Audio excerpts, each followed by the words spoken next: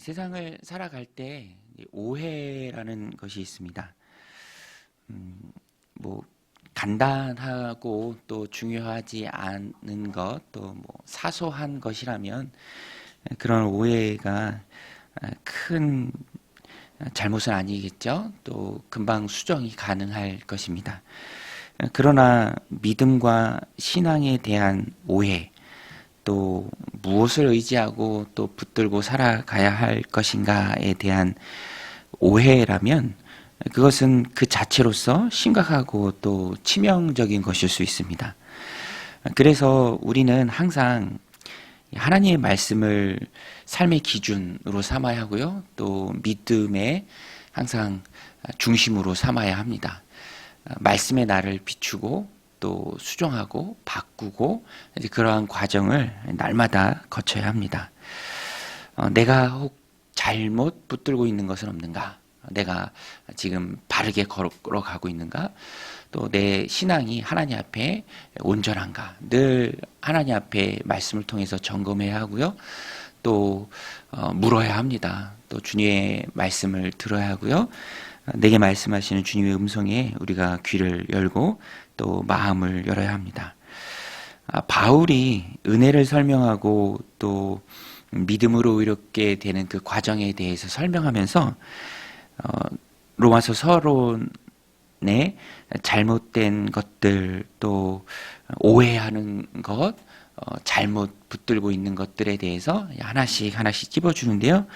오늘은 가상의 인물과 대화하는 형식으로 유대인들이 잘못 생각하고 있는 것들에 대해서 찝어줍니다. 그들은 유대인으로서 날 때부터 주어진 특권이 있죠. 하나님의 말씀을 맡았다라는 것입니다. 이것은 굉장히 큰 특권이죠. 우리도 믿음의 가정에서 누군가 태어났다. 참 새 생명이 예수님 잘 믿는 부모 밑에서 태어났다. 그것은 엄청나게 큰 축복이죠.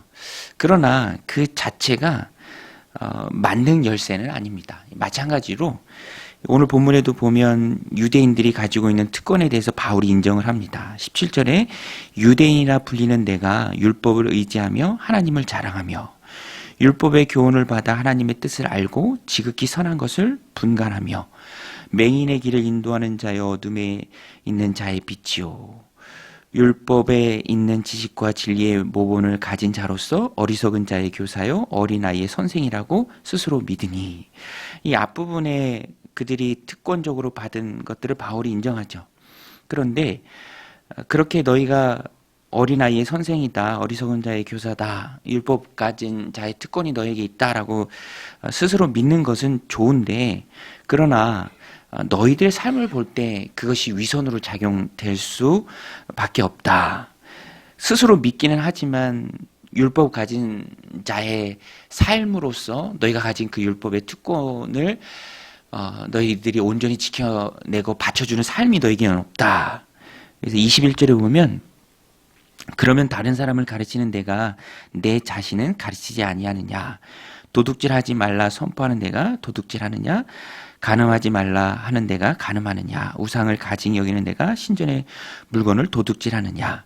율법을 자랑하는 내가 율법을 범함으로 하나님을 욕되게 하느냐? 율법을 가진 내가, 율법을 가진 자로서의 삶이 받쳐주지 못하는 내 모습을 볼 때 율법을 자랑할 만한 이유가 내게 없다라는 것을 이제 바울이 찝어서 말씀합니다. 그리고 25절에 가면 그 율법의 대표적인 행위가 되는 할례를 말합니다. 그래서 할례자인 내가 무할례자와 똑같이 한다면 내가 받은 그 할례가 너에게 무슨 의미가 있느냐? 마찬가지로 할례 없는 이방인이 할례 가진 너보다 더 삶의 엄격함이 있다면 오히려 그 무할례자가 할례자가 되는 것이 아니겠느냐? 네가 이런 생각을 해봤느냐? 이제 바울이 찝어서 말합니다. 27절에 또한 본래 무할례자가 율법을 온전히 지키면 율법 조문과 할례를 가지고 율법을 범하는 너를 정죄하지 않겠느냐. 그래서 28절, 29절 바울의 결론인데요.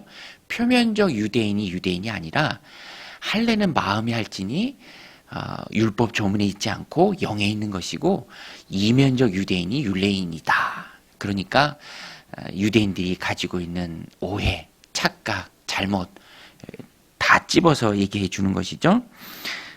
잘못 살고 있다면 그 율법을 가진 그 너의 특권이 아무것도 아니다. 28절, 29절입니다. 무릇 표면적 유대인이 유대인이 아니요 표면적 육신의 할례가 할례가 아니라 오직 이면적 유대인이 유대인이며 할례는 마음에 할지니 영에 있고 율법 조문에 있지 아니한 것이라. 그 칭찬이 사람에게서 아니요 다만 하나님에게서니라.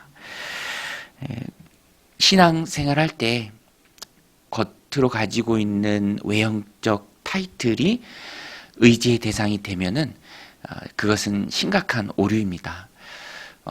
잘못된 것을 의지하고 있는 것이죠. 칭찬은 하나님에게서부터 오는 것이고요.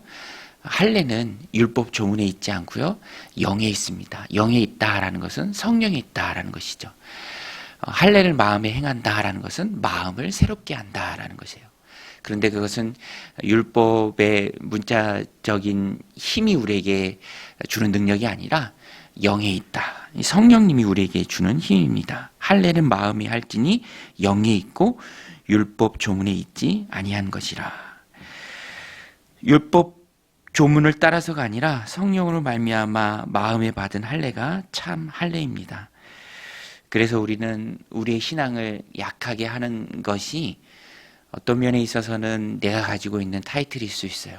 내가 목사다. 내가 믿음의 가정에서 태어났다. 내가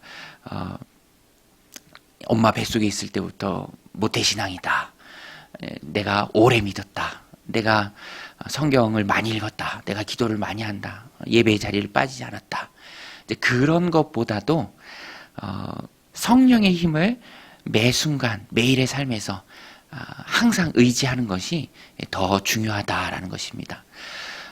오늘도 우리가 하나님 주신 삶을 살아갈 때 그래서 말씀을 통해서 나를 점검하고 또 기도를 통해서 늘 하나님과 대화하고 성령님께 우리의 자신을 맡겨야 돼요. 성령님 오늘 하루도 내가 만나는 모든 자들에게 은혜를 끼칠 수 있는 삶을 살아내도록 성령님 내 마음에 할례를 주옵소서. 성령님 내 마음을 변화시켜 주옵소서.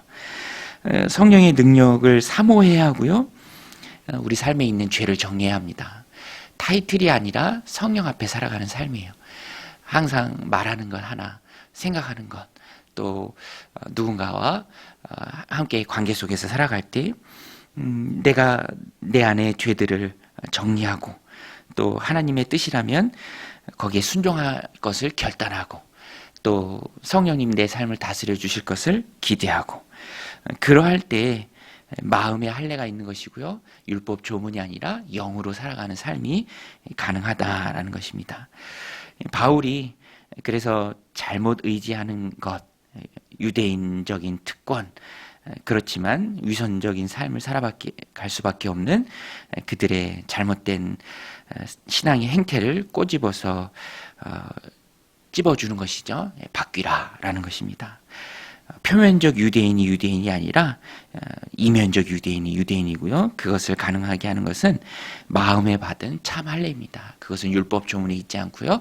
타이틀에 있지 않고 외적인 것에 있지 않고 겉모습에 있지 않고 드러나는 것에 있지 않고 성령 안에 있다라는 것입니다. 오늘도 성령의 능력을 사모하며 살아가시길 바랍니다.